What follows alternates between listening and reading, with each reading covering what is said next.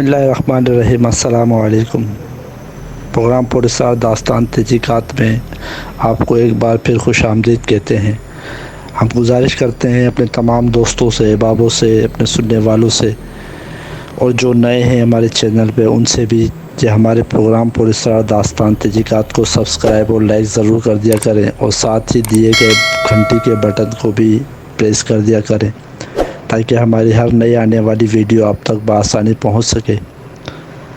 हर दफ़ा की तरह इस दफ़ा भी एक नई दास्तान, एक नई कहानी आपकी समाअतों की नज़र कर रहे हैं। ये दास्तान हमारे एक भाई जिनका ताल्लुक़ कराची से ही है, कराची लियारी के रहने वाले हैं, उन्होंने हमसे ये मामला और ये दास्तान शेयर की है। वो किसी दुकान पे काम किया करते थे और वो रात को अक्सर देर से घर आया करते थे। एक दफ़ा का ज़िक्र है कि उनके एक दोस्त ने, जो उनके साथ ही दुकान पे काम करते थे, उन्होंने उनको बताया कि यार लियारी में कुछ गलियां ऐसी हैं कि जहाँ पे एक औरत रात को घूमती है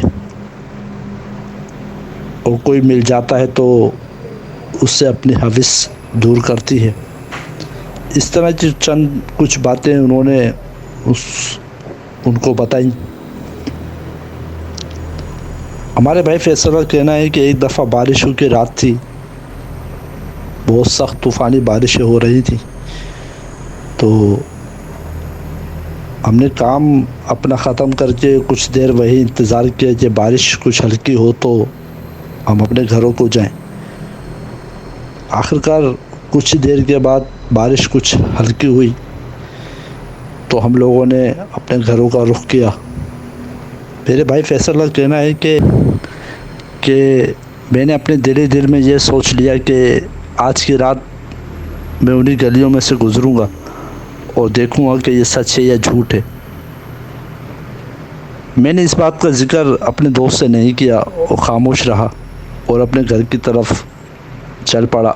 हालांकि वो रास्ता मेरे घर से काफ़ी दूर था और मुझे काफ़ी घूम के जाना पड़ता था, लेकिन इस दफ़ा मैंने सोच ही लिया था कि मैं उस रास्ते से जाऊंगा और देखूंगा जी क्या सच है क्या झूठ है। आखिरकार जब मैं चलते चलते उस दुकान से बहुत दूर निकल गया और जब लियारी में इंटर हुआ, लियारी की हुदूद में दाखिल हुआ और जो नक्शा मेरे दोस्त ने मुझे बताया था, मैं उन्हीं रास्ते पे चल पड़ा।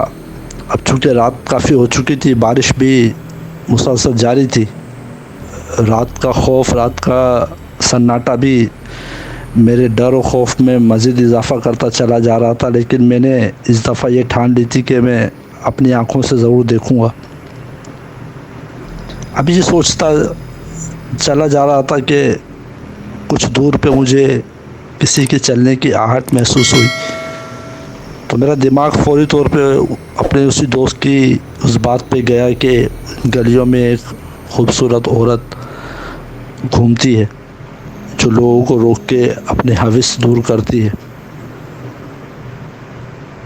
तो मैं दिल में खुश भी हुआ कि चलो आज की रात मैं भी अपनी हविस दूर कर लूँगा। अभी मैं ये सोचता जा ही रहा था कि अचानक वो औरत मेरे सामने नमूदार हो गई। बड़ी खूबसूरत सी थी, बाल खुले हुए थे, कपड़े भी बड़े अजीब व गरीब से पहने हुए थे, वो बारिश में भीगी हुई थी। बड़े प्यार और मोहब्बत के अंदाज में उसने मुझसे पूछा कि आप कहाँ जा रहे हो। मैंने उसकी इस बात को सुनकर जवाब दिया कि मैं अपने घर जा रहा हूँ। अच्छा, मेरा घर कुछ ही दूर फासले पर है, रात भी बहुत हो गई है, बारिश हो रही है, क्या आप मुझे मेरे घर तक छोड़ देंगे। मैंने ठीक है चलें, मैं भी उसी रास्ते पे जा रहा हूँ, आप भी साथ चलें। मेरे दोस्त फैसल का कहना है कि हम काफ़ी दूर तक बातें करते हुए जा रहे थे, तो उसी रास्ते में एक गली भी पड़ी। उस औरत ने मुझे कहा कि इसी गली में मेरा घर है, आप चाहो तो मेरे साथ मेरे घर चल सकते हो। मेरे काफ़ी मना करने के बावजूद वो औरत मेरा हाथ पकड़ के मुझे अपने घर ले गई और मुझे जाके एक कमरे में बिठा दिया और ख़ुद दूसरे कमरे में चली गई। मैं उस कमरे में बैठा हुआ बड़ा परेशान भी था और मुझे डर भी लग रहा था कि न जाने आज मेरे साथ क्या होने वाला है। कुछ ही देर के बाद वो औरत गिलास में जूस लेकर आई और मुझे पेश किया। मैंने वो जूस पिया और पीने के बाद सोफ़े पे बैठा रहा। वो औरत भी मेरे साथ मेरे बराबर में बैठ गई और हम दोनों काफ़ी देर तक बातें करने लगे। अभी बातचीत चल ही रही थी कि अचानक मेरे को गुनूद की छाने लगी और आहिस्ता आहिस्ता मेरी आंखें बंद होने लगी। और एक वक्त ऐसा आया कि मैं बिल्कुल मदहोशी में गुम हो गया। उसके बाद मुझे नहीं पता जब मेरे साथ क्या हुआ। जब मेरी आँख खुली तो मुझ पे चादर डली हुई थी और मेरे जिस्म पे कपड़े नहीं थे। तो मैंने जब आँख खुली उठा तो चादर हटाना चाहा तो मैंने महसूस किया कि मेरे जिस्म पे कपड़े ही नहीं और मेरे जिस्म पे अलग अलग जगहों पे कुछ जलन सी महसूस हो रही थी। जब मैंने चादर हटा के अपने जिस्म का मुआयना किया तो देखा कि मेरे जिस्म पे जगह जगह ज़ख़म हुए हुए थे और ना सिर्फ इतना कि बल्कि मेरे पाँव के नाखून तक बाहर निकले हुए थे, यानी अपनी जगह से हटे हुए थे। मैं काफ़ी परेशान हुआ, ज़ोर ज़ोर से चीखने लगा, चिल्लाने लगा, लेकिन उस घर में, उस कमरे में कोई भी ना था। मैंने बड़ी मुश्किल से हिम्मत करके उठा और बेड के आसपास मेरे कपड़े पड़े हुए थे। मैंने बड़ी मुश्किलों से अपने कपड़ों को पहना और वहाँ से बाहर निकला। मैं बाहर तो निकल आया, लेकिन अब मुझे वापसी का रास्ता नहीं मिल रहा था। लड़खड़ाता हुआ बड़ी मुश्किल से मैं उसी जगह पे पहुंचा जहां वो औरत मुझे मिली थी। तो मैंने वहाँ ये सोच के अंदाज़ा लगाया कि ये तो वही जगह है जहाँ मुझे वो औरत मिली थी।